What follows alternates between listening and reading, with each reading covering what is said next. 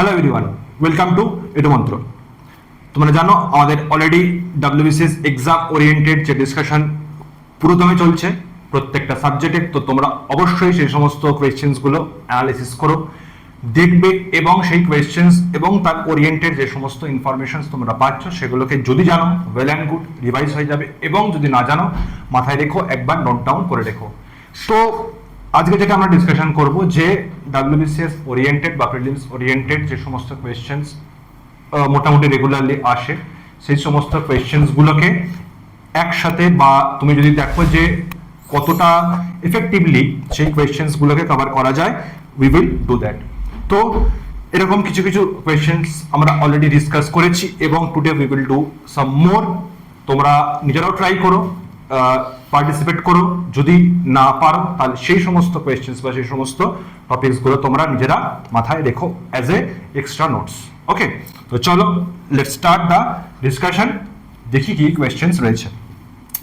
First question বলেছে which plants grow under water stress conditions of deserts, মানে কোন সমস্ত গাছ বা যে সমস্ত গাছেরা ডেজার্ট কন্ডিশনে বড় হয় তাদেরকে কি বলা হয়?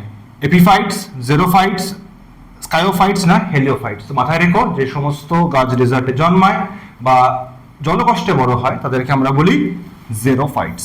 ওকে, তো এরকম কিছু কিছু গাছ কিরকম না, ক্যাকটাস, ওপেনটিয়া, ডেড মানে খেজুর, পাম, এই সমস্ত গাছগুলো হচ্ছে এক্সাম্পল অফ জেরোফাইটস, যারা জল মানে যাদের গ্রোথ বা যাদের যে মানে পুরো লাইফ স্প্যানটা সেটা জলের অভাবেই কাটে বা ম্যাক্সিমাম মানে জলের তুমি বলতে পারো যে স্কারসিটি রয়েছে। ওকে, চল নেক্সট কোয়েশ্চেন দেখা যাক। Which of the following is a balanced fertilizer for plants? Urea, ammonium sulfate, nitrates or compost? তো ফার্স্ট তিনটে যেটা বলেছে যে ইউরিয়া, অ্যামোনিয়াম সালফেট, নাইট্রেটস, এই তিনটে বেসিক্যালি হচ্ছে যে নাইট্রোজেন বেসড অর ফার্টিলাইজার। মানে কি, নাইট্রোজেন বেশি আছে, ফসফরাস কম আছে, এখানে যেমন সালফেট বেশি আছে।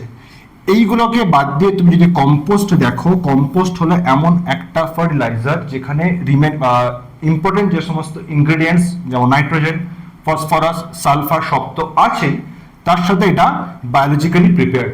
তো যত যত ভালো ভালো জিনিসগুলো সব এর মধ্যে সাম আপ করা আছে। তো সেই কারণের জন্য আমরা এটাকে বলছি কি না, ব্যালেন্সড ফার্টিলাইজার। ঠিক আছে, তাহলে মাথায় রেখো, ব্যালেন্সড ফার্টিলাইজার বললে কাকে বলবো না, সেটা হবে compost. Okay, a gene is a functional unit of life, cell, DNA না chromosome? তো মাথায় রেখো, a gene is a functional unit of chromosome. ক্রোমোজোমটা কি না, ক্রোমোজোম হচ্ছে ডিএনএ এর ভেতরে থাকা একটা এমন জিনিস বা ডিএনএ লকার বলতে পারো। কিরকম, যেগুলো আমাদের মেন ক্যারেক্টারিস্টিক্স ট্রেটস বা যেগুলো আমাদের মেন আমাদের প্রপার্টিস, সেই প্রপার্টিস গুলোকে একটা পার্টিকুলার ভাবে ওরিয়েন্টেশন করে ডিএনএ এর মধ্যে বা ডিএনএ এর ভেতরে ক্রোমোজোমের মধ্যে রাখা থাকে। এই ক্রোমোজোমের মধ্যে থাকে জিন, সেই জিনটা কি অ্যাকচুয়ালি আমরা ট্রান্সফার করব। তো জিন তাহলে আলটিমেটলি কোথায় রাখা থাকে যদি বলা হয় কি হয়ে যাবে, সেটা হবে ক্রোমোজোম। ঠিক আছে, এন্ড ক্রোমোজোম কোথায়, সেটা হচ্ছে ডিএনএ। চলো নেক্সট হচ্ছে যে corpus callosum. Corpus callosum makes an important part of which among the following organs of our human body? তো মাথায় রেখো, কর্পাস ক্যালোসাম মেনলি হচ্ছে আমাদের হিউম্যান ব্রেনের পার্ট, মেনলি না মানে আমাদের হিউম্যান ব্রেনেরই পার্ট। কোথায় থাকে, কিভাবে থাকে না, এটা আমাদের লেফট হেমিস্ফিয়ার আর রাইট হেমিস্ফিয়ারের যে ব্রেন আছে এই দুটো পার্টের মধ্যে কানেকশন বিল্ডিং এর কাজ বা ব্রিজিং এর কাজ করে। ওকে, সো এটা হচ্ছে যে লেফট অ্যান্ড রাইট সেরিব্রাল হেমিস্ফিয়ারের মধ্যে কমিউনিকেট সেট আপ করা অ্যাজ ওয়েল অ্যাজ কানেকশনের যে কাজ সেটা হচ্ছে কর্পাস ক্যালোসাম। তো এটা তাহলে থাকে কোথায়, ultimately brain. Okay, it plays a key role in coordination, learning and information transfer between both sides of the brain. The edible part of ginger is actually a, ginger কি, আদা। তাহলে আদার যেটা আমরা খাই সেটা কি, modified root, modified stem, modified leaf or কোনোটাই না? তো মাথায় রাখবে, আদা যেটা আমরা খাই সেটা হলো modified stem। মানে কি, আদা is basically example of rhizome. Rhizome হলো কোন একটা প্ল্যান্টের নিচে থাকা এমন এক ধরনের মানে প্ল্যান্ট বেসিক্যালি, যা তার থেকে নিউট্রিশন নিচ্ছে অ্যাজ ওয়েল অ্যাজ মানে বেসিক্যালি মাটির নিচে তাদের যে স্টেম বা কাণ্ড সেটা মডিফাইও হচ্ছে, কারণ জেনারেলি মাটির নিচে তো কাণ্ড থাকার কথা নয়, বাট এই মডিফাইড হওয়ার কারণে দে আর আন্ডার দ্য সয়েল। এরকম আরো কিছু কিছু এলিমেন্টস আছে তার বন্ধু বান্ধব, কি কি না, turmeric, potato, onion, they are also examples of কিরকম না মডিফাইড স্টেম। ক্লিয়ার? চলো নেক্সট বলেছে which among the following is called queen of spices। queen of spices মানে হচ্ছে যে রানী, সরি মশলাদের রানীকে বেসিক্যালি। কার্ডামাম, ক্লোভ আর টার্মেরিক আর নান অফ দ্য অ্যাবাভ। তো মাথায় রেখো কার্ডামামকে আমরা বলি, দেখো এখানে মাম বলা আছে তো সেখান থেকে মাথায় রেখো যে বেসিক্যালি কুইন অফ স্পাইসেস যদি বলা হয় সেটা হচ্ছে কার্ডামাম, আর যদি বলে যে কিং অফ স্পাইসেস তখন সেটা হয়ে যাবে গোলমরিচ বা ব্ল্যাক পিপার। ওকে, চলো দেখি নেক্সট কোয়েশ্চেন কি বলেছে। which among the following worked on tuberculosis। যক্ষা নিয়ে কে কাজ করেছিল? Robert Koch, Karl Ernst von Baer, এরনার নেহার আর রিচার্ড গডস্মিথ। তাহলে রবার্ট কক এই ভদ্রলোক যক্ষা বা মাইকোব্যাকটেরিয়াম টিউবারকুলোসিস অ্যাকচুয়ালি যে ব্যাকটেরিয়াটা সেটার উপর কাজ করেছিলেন, এবং সেই জন্য তাকে বলা হয় যে মানে এটার যে তোমার রোগটা যে কার মানে কোন ব্যাকটেরিয়ার কারণে হচ্ছে এবং তার ট্রিটমেন্ট কি হবে, এই জিনিসগুলো এই ভদ্রলোক ডিসকভার করেছিল। মাথায় রেখো রবার্ট কক। ঠিক আছে? During the process of osmosis the solvent travels form. তো আমি অলরেডি তোমাদের সঙ্গে ডিসকাস করেছি যে অসমোসিসের কি কি হয় না হয় সবকিছু। এখানে বলেছে সলভেন্ট। সলভেন্ট কাকে বলে? সলভেন্ট হচ্ছে একটা সলিউশনের মধ্যে যে বলতে পারো লিকুইড পার্ট, বেশি পার্ট বা মেনি অফ দ্য কেসেসে হচ্ছে ওয়াটার, তো সেটাই হলো সলভেন্ট। সলভেন্ট কোন দিক থেকে কোন দিকে যায়? Concentrated solution to dilute solution, নাকি dilute solution to concentrated solution? তো বাকিগুলো এমনিও হবে না, solvent does not travel in the osmosis, তো হবে এই দুটোর মধ্যেই, কিন্তু কোন ডিরেকশন থেকে কোন ডিরেকশনে যাবে। মাথায় রেখো যে ইন কেস অফ অসমোসিসের ক্ষেত্রে সলভেন্ট ডাইলিউট থেকে কনসেন্ট্রেটেড দিকে যাবে, মানে হলো পাতলা থেকে গাঢ়র দিকে, মানে লো ডেনসিটি থেকে হাই ডেনসিটির দিকে। অর্থাৎ তুমি যদি একটা সলিউশনের মধ্যে একটা প্ল্যান্ট সেলকে রাখো বা যাই করো যার সেমিপারমিয়েবল মেমব্রেন রয়েছে, তার ক্ষেত্রে ডাইলিউট সলিউশন থেকে কনসেন্ট্রেটেড সলিউশনের দিকে সলভেন্ট যাবে। এবার যদি নর্মাল লেম্যান ল্যাঙ্গুয়েজে বলি তাহলে ডাইলিউট মানে হচ্ছে যেটা ওয়াটার সলিউশন, সেই ওয়াটার সলিউশন থেকে সেলের ভেতরে যাবে, কে যাবে? ওয়াটার যাবে, কারণ ওয়াটারটাই হচ্ছে সলভেন্ট। বুঝা গেল? ওয়াটারের মলিকিউলস এর ভেতরে প্রবেশ করবে, সেটাই জানতে চেয়েছে। আচ্ছা চলো, বলেছে which among the following is the most abundant organic compound in nature। মাথায় রাখবে যেগুলো মানুষ ব্যবহার করে না সেগুলো অ্যাবান্ডেন্ট হয়। তো এখানের মধ্যে কোনটা মানুষ সবচেয়ে কম ব্যবহার করার সুযোগ পায়? সেটা হচ্ছে সেলুলোজ, কারণ সেলুলোজ মেইনলি আমাদের ট্রিয়ের যে সেল ওয়াল ম্যাক্সিমাম সেখানে থাকে এবং সেলুলোজ আমরা হজম করতে পারি না। ঠিক আছে? তো সেই কারণের জন্য আমরা খাইও না বা খেলেও লাভ হয় না। তো সেই কারণের জন্য দেখা যায় যে সেলুলোজ যেটা সেটা most abundant organic compound in nature, সব থেকে বেশি অ্যাবান্ডেন্ট মানে হচ্ছে কাজে লাগে না। ঠিক আছে? তো এটা হলো তোমার সেলুলোজ। চলো পরের কোয়েশ্চনে বলেছে যে the term white coal sometimes referred to which of the following? geothermal electricity, wind energy, hydroelectricity না বায়োমাস এনার্জি। তো এটা মাথায় রেখো, হাইড্রো ইলেকট্রিসিটিকে আমরা বলি হোয়াইট কোল।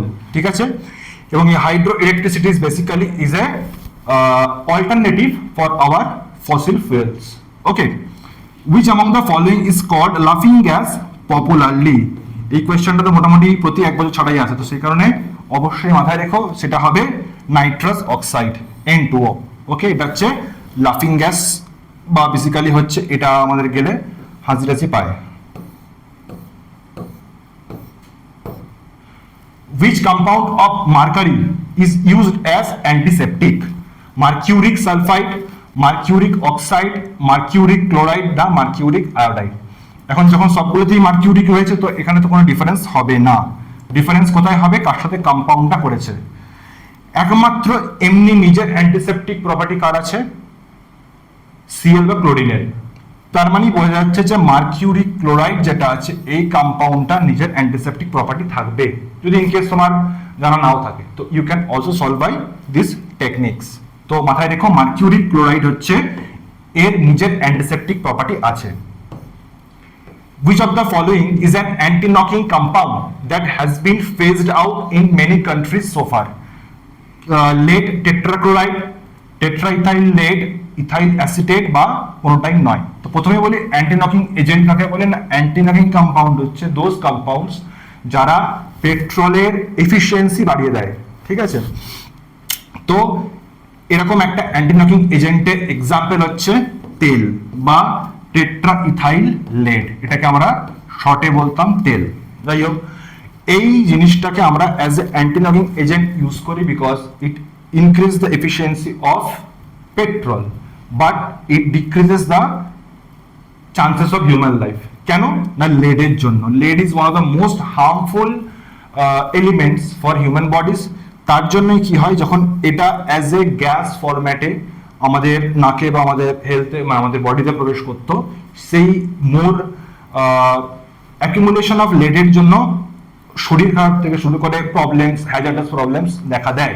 তার জন্য এখন আর পেট্রোলে এই তেল ইউজ করা হয় না, ইটস কমপ্লিটলি ব্যান্ড। তো আগে এটাকে as a anti knocking agent use করা হতো। চলো, which of the following alkali metal ions has the highest hydration enthalpy? Hydration enthalpy কি না? ওয়াটারের সঙ্গে কম্বাইন্ড হওয়া। এবার কার হাইয়েস্ট হবে, মানে ইন শর্ট এখানে জানতে চেয়েছে যে এদের মধ্যে ওয়াটারের সঙ্গে রিয়াকশন সব থেকে ফাস্টেস্ট কার হবে। কি কি বলেছে? Lithium, sodium, potassium and caesium, ঠিক আছে?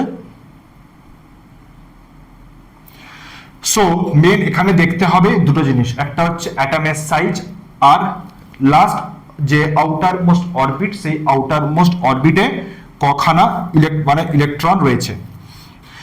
এবারে এই লিথিয়াম আর সোডিয়াম এই দুটোর ক্ষেত্রে, পটাশিয়াম, সিজিয়াম, তাদের ক্ষেত্রে মেনলি কি হয় না, যে অ্যাটমিক রেডিয়াস, সেই অ্যাটমিক রেডিয়াসটা বড়। ওকে, লিথিয়াম আয়নের ক্ষেত্রে তার যে আয়নিক রেডিয়াস সেটা হচ্ছে সব থেকে ছোট। সেই কারণের জন্য এটা সব থেকে বেশি ওয়াটার মলিকিউলকে স্ট্রংলি অ্যাট্রাক্ট করতে পারে এবং যার জন্য এদের মধ্যে লিথিয়াম আয়নের যেটা হাইড্রেশন এনথালপি সেটা হচ্ছে ম্যাক্সিমাম। ওকে, চলো নেক্সট কোয়েশ্চেন বলেছে। আচ্ছা, এই সিকোয়েন্সটা মাথায় রেখো যে hydrogen enthalpy decreases down the group, lithium, sodium, potassium, then caesium. আচ্ছা, which of the following compounds is prepared using contact process? তো এটা জেনারেলি ইজ এ মানে ইনফরমেটিভ কোয়েশ্চেন। মাথায় রেখো যে কন্ট্যাক্ট প্রসেসের থ্রু দিয়ে সালফিউরিক অ্যাসিডের প্রোডাকশন হয়। কি করা হয়? সালফার ডাই অক্সাইড থেকে সালফার ট্রাই অক্সাইড করা হয় এবং সেই সালফার ট্রাই অক্সাইডকে জলের মধ্যে ডিসলভ করে নিয়ে H2SO4 তৈরি করা হয়। তো কন্ট্যাক্ট প্রসেসের নাম যখনই আসবে অ্যান্সার হবে সালফিউরিক অ্যাসিড। আর নাইট্রিক অ্যাসিড বললে মাথায় রেখো এটা হচ্ছে অসওয়াল্ড প্রসেস। অসওয়াল্ড প্রসেসের থ্রু দিয়ে নাইট্রিক অ্যাসিডের প্রোডাকশন করা হয়। ওকে, চলো, what is the bond angle in case of ammonia molecule? অ্যামোনিয়ার কেমিক্যাল ফর্মুলা কি হয়? NH3। NH3 মানে নাইট্রোজেন আর হাইড্রোজেনের মধ্যে কটা বন্ড আছে? 3টে বন্ড আছে। তো যেখানেই 3টে বন্ড থাকবে তার স্ট্রাকচার কি হবে? তার স্ট্রাকচার হবে তোমার পিরামিডাল শেপ। তো নাইট্রোজেন,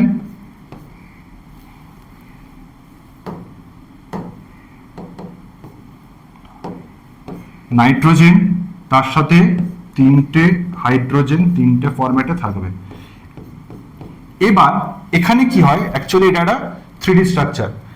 এবার এখানে নাইট্রোজেনের আমরা জানি যে অ্যাটমিক নাম্বার 7 এবং আউটার মোস্ট অরবিটে ইলেকট্রন থাকে 5টা, মানে ইলেকট্রনিক কনফিগারেশন 2-5, হুইচ মিনস যেটা মেন আমার লাগবে যে আউটার মোস্ট অরবিটে 5টা ইলেকট্রন থাকে।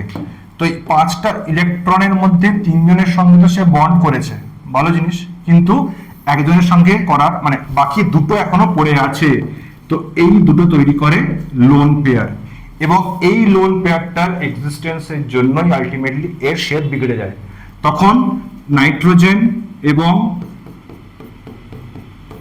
হাইড্রোজেন যেরকম আছে তার উপরে একটা লোন পেয়ারের প্রেসার চলে আসে। তার জন্য কি হয়, অ্যাকচুয়াল যদি পিরামিডাল হতো বা তিনটে বন্ডই শুধু থাকতো, সেক্ষেত্রে তার অ্যাঙ্গেল হওয়া উচিত ছিল 109.5 ডিগ্রি, অর্থাৎ যেটা এটা টেট্রাহেড্রালের ক্ষেত্রে বেসিক্যালি নর্মাল অ্যাঙ্গেল।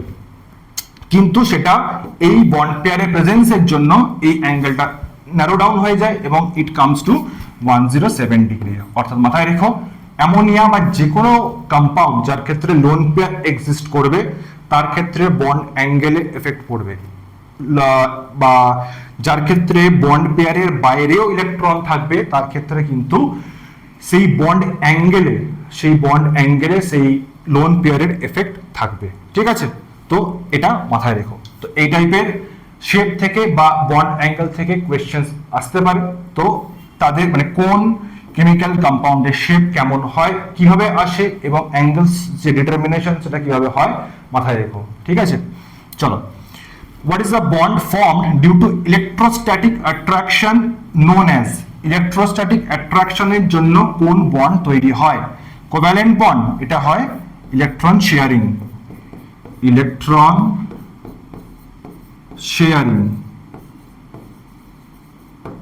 কিন্তু ইকুয়াল,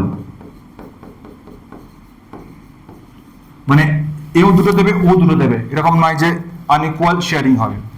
ইলেকট্রোভ্যালেন্ট বন্ড, এটা হলো অ্যান্সার, যে ইলেকট্রোস্ট্যাটিক অ্যাট্রাকশন অর্থাৎ একটা পজিটিভ আয়ন এবং একটা নেগেটিভ আয়নের মধ্যে অ্যাট্রাকশনের জন্য যে বন্ড হচ্ছে সেটাকে বলছি ইলেকট্রোভ্যালেন্ট বন্ড। ক্লিয়ার? ঠিক আছে, আরেকটা বন্ড কিছু কিছু হয়, যখন সেগুলো কোয়েশ্চেনে আসবে উই উইল অলসো ডিসকাস। তো এই দুটো এখানে মাথায় রেখো, কোভ্যালেন্ট বন্ড ইলেকট্রন শেয়ার করে হয় এবং ইকুয়াল শেয়ারিং হয়, আর তার সাথে ইলেকট্রোভ্যালেন্ট বন্ড সেটা ইলেকট্রোস্ট্যাটিক ফোর্স পজিটিভ আয়ন এবং নেগেটিভ আয়নের মধ্যে থাকার জন্য তৈরি হয়। ওকে, what do we call the number of water molecules present in one formula unit of salt? তো ওয়ান ফর্মুলা যে কোনো সল্ট নাও, ধরো কপার সালফেট, ঠিক আছে, সোডিয়াম ক্লোরাইড বা যে কোনো সল্ট তুমি যদি নাও, সেই একটা সল্টের একটা ইউনিটের সাথে যতগুলো নাম্বার অফ ওয়াটার মলিকিউলস লেগে থাকে তাকে কি বলা হয়? Water of crystallisation. যেমন যদি আমি এক্সাম্পল হিসেবে বলি যে কপার সালফেটের ক্ষেত্রে এটা আমরা লিখি CuSO4 5H2O, তার মানে এর 5খানা molecules of water of crystallization রয়েছে। ওকে, আচ্ছা, নেক্সট কোয়েশ্চেন বলেছে which of the following is not a compound of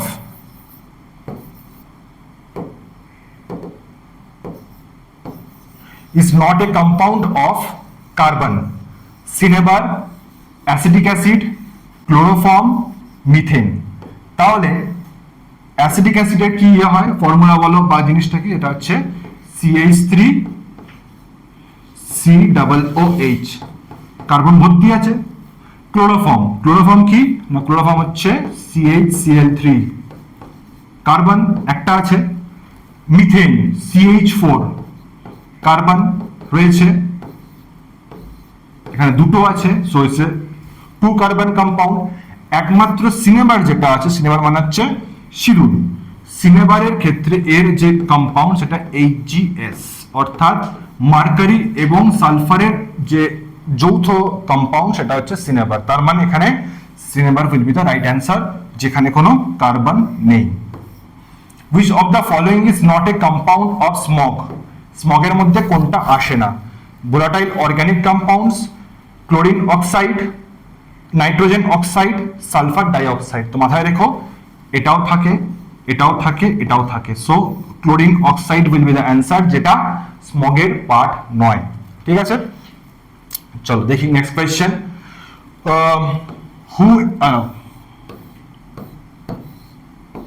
who establish the concept of absolute zero? Absolute zero যদি প্রথমে তোমাকে জিজ্ঞেস করতেই পারে যে এটা কিসের পার্ট, না এটা হচ্ছে টেম্পারেচারের পার্ট বা টেম্পারেচারের সঙ্গে লিঙ্কড। অ্যাবসলিউট জিরো টেম্পারেচার মানে হচ্ছে এমন একটা টেম্পারেচার যার নিচে তুমি নামতে পারবে না। কেন পারবে না?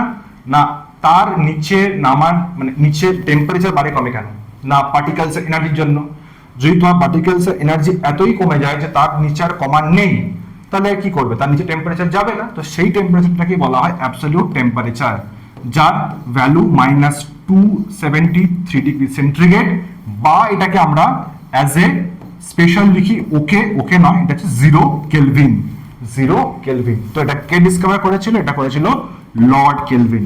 ঠিক আছে, তো এটা টেম্পারেচারটা এক্সাক্ট ধরলে -273.15°C, যেটা হলো lowest possible temperature at which molecular motion becomes minimal. Okay, চলো, হু এস্টাবলিশ দ্য কনসেপ্ট, আচ্ছা এটা এই কোশ্চেনটা রিপিট হয়ে গেছে, সো এটা Lord Kelvin. We will go in the next question. Which of the following subatomic particle was discovered by Goldstein on the basis of cathode ray experiment? সেটা হলো proton. তো গোল্ডস্টিন কি ডিসকভার করেছিল? গোল্ডস্টিন ডিসকভার করেছিল cathode ray experiment থেকে প্রোটনকে। ঠিক আছে, আর বাকি যেগুলো আছে ইলেকট্রন আর নিউট্রন, কে ডিসকভার করেছিল না ইলেকট্রন ডিসকভার করেছিল যে থমসন, আর নিউট্রন ডিসকভার করেছিল জেমস স্যাডউইক। ঠিক আছে, এই তিনটেই মাথায় রেখো, এদেরকে খুঁজে বের করেছিল, এটা কিন্তু দিয়ে দেয়। চলো দেখি আজকে আমাদের লাস্ট কোয়েশ্চেনস। আচ্ছা এটা তো আমরা অলরেডি একবার ডিসকাস করেছি, জাস্ট অ্যানসারটা ডিসকাস করি যে which of the metals is most reactive out of the given options? Potassium, sodium, calcium, magnesium. আচ্ছা এখানে অপশনস আর ডিফারেন্ট, তো let's see what will happen. তো বলেছে যে এই মেটালগুলোর মধ্যে কোনটা সবথেকে বেশি রিঅ্যাক্টিভ হবে। এবারে মাথায় রেখো যে এই পটাশিয়ামের অ্যাটমিক নাম্বার কত? পটাশিয়ামের অ্যাটমিক নাম্বার হচ্ছে 19, সোডিয়ামের হচ্ছে 11। ঠিক আছে, এই সোডিয়াম আর পটাশিয়াম এই দুটো হলো বেসিক্যালি গ্রুপ 1 এর এলিমেন্ট। এই যে পিরিয়ডিক টেবিল যদি তুমি দেখো, গ্রুপ 1 হলো সেই সমস্ত এলিমেন্ট যারা alkali metals as well as যাদের লাস্ট বা আউটার মোস্ট অরবিটে একটা ইলেকট্রন রয়েছে। তো যাদের আউটার মোস্ট অরবিটে একটা ইলেকট্রন রয়েছে তারা জাস্ট সিম্পল কি করবে, যখনই সুযোগ পাবে সে একটা ইলেকট্রনকে ছেড়ে দিয়ে ক্যাটায়ন ফর্ম করবে যাতে সে রিঅ্যাক্ট করতে পারে। এবার তোমাকে তাহলে দেখতে হবে যে এমন কোন এলিমেন্ট বা কে রয়েছে যার ইলেকট্রন ছেড়ে দেওয়ার টেন্ডেন্সি সব থেকে বেশি হবে। এবার ক্যালসিয়াম আর ম্যাগনেসিয়ামের থাকে দুটো করে ইলেকট্রন, সো এই দুটো তো হবে না, কারণ দুখানা করে ইলেকট্রন ত্যাগ করতে হবে, উইচ ইজ মোর ডিফিকাল্ট। তাতে তার থেকে সোডিয়াম পটাশিয়াম একটা করে ইলেকট্রন ছেড়ে দেবে, ইজিয়ার। এবারে এই দুজনের মধ্যে কিভাবে চুজ করব? এখানে দেখতে হবে যে তোমার নিউক্লিয়াস থেকে আউটার মোস্ট যে ইলেকট্রন আছে সেই ইলেকট্রনটা কতটা দূরে আছে। এবার সোডিয়ামে যেহেতু 11, তাই ফার্স্ট অরবিট আর সেকেন্ড অরবিটেই অ্যাকচুয়ালি সবকিছু হয়ে যায়, লাস্ট আউটার অরবিটেই খালি একটা ইলেকট্রন থাকে, অর্থাৎ লাস্ট যে একটা ইলেকট্রন থাকছে সেটা KLM অরবিটে থাকবে। কিন্তু পটাশিয়ামের হচ্ছে 19, পটাশিয়ামের জন্য আরেকটা অরবিট লাগবে। এবার যত বেশি অরবিট হবে তত নিউক্লিয়াস থেকে ডিস্টেন্স বাড়বে, নিউক্লিয়াস থেকে ডিস্টেন্স বাড়লে তাদের প্রতি যে অ্যাট্রাকশন ফোর্স, সেই অ্যাট্রাকশন ফোর্স কমে যাবে, উইচ মিনস তুমি যত নিউক্লিয়াস থেকে দূরের দিকে যাবে তত তোমার রিঅ্যাক্টিভ হওয়ার টেন্ডেন্সি বাড়বে বা তোমার স্টেবিলিটি কমবে, সিম্পল। তো সেই কারণ সবকিছুকে মাথায় রেখে আমি দেখতে পাচ্ছি যে potassium will be the answer, যার ক্ষেত্রে তার রিঅ্যাক্টিভ প্রপার্টি ম্যাক্সিমাম হবে। রিজনটা কি না, রিজনটা হচ্ছে যে সাইজটা বড় 1 নম্বর, আর 2 নম্বরে হচ্ছে যে একটা ইলেকট্রন রয়েছে। তো এই গ্রুপ 1 এর যদি আরো তলার কোনো এলিমেন্ট থেকে থাকে, ঠিক আছে, যেমন ধরো হয়তো সিজিয়াম দিয়েছে বা রুবিডিয়াম দিয়েছে, তো সেক্ষেত্রে কিন্তু সেগুলো আরো বেশি তাড়াতাড়ি রিঅ্যাক্টিভ হবে। তো অপশনের উপর ডিপেন্ড করছে, দুটো ফ্যাক্টর মাথায় রাখতে হবে, একটা হচ্ছে ডিস্টেন্স ফ্রম নিউক্লিয়াস আর আউটার মোস্ট অরবিটে কটা ইলেকট্রন রয়েছে। ঠিক আছে, তো এই ছিল আমাদের আচ্ছা এই যে যেখানে লেখা আছে তোমার সিকোয়েন্সটা দেখে নিও। তো এই ছিল আমাদের ডিসকাশন। এরকম ধরনের সায়েন্সের কোয়েশ্চেন্স তোমরা এক্সামে ডেফিনেটলি পাবে, জাস্ট মানে শান্তিভাবে দেখে শুনে একটু ভেবে নিয়ে সলভ করো, যেটা মনে হচ্ছে সেটা আদৌ ঠিক কিনা সেটা একবার দেখে নিও। তো মানে লজিক্যালি ভেবে দেখে নিও যে যে কোয়েশ্চেনটা দিয়েছে সেই কোয়েশ্চেনের যে সমস্ত অ্যান্সারগুলো বা যে মানে অপশনসগুলো আছে সেই অপশনসগুলোর মধ্যে কোনটা সব থেকে সুটেবল, এবং তার সাথে হচ্ছে যে কোয়েশ্চেনটা ভালো করে দেখে নিয়ে তারপরে you will solve the question. এই 3-4টে জিনিস যদি করতে পারো, science is not that tough, it's very easy, so just it's on you. All the best for your exam and পড়ো, মানে বেসিক্যালি ভালো করে প্রিপারেশন নাও এক্সামের জন্য। এবং যদি কোনো ফার্দার প্রবলেম হয় regarding strategy as well as planning থেকে শুরু করে কোয়েশ্চেন্স মক্স, তোমরা এই নাম্বারে পিং করো এবং যোগাযোগ করে কোয়েরিজ ক্লিয়ার করে নিও।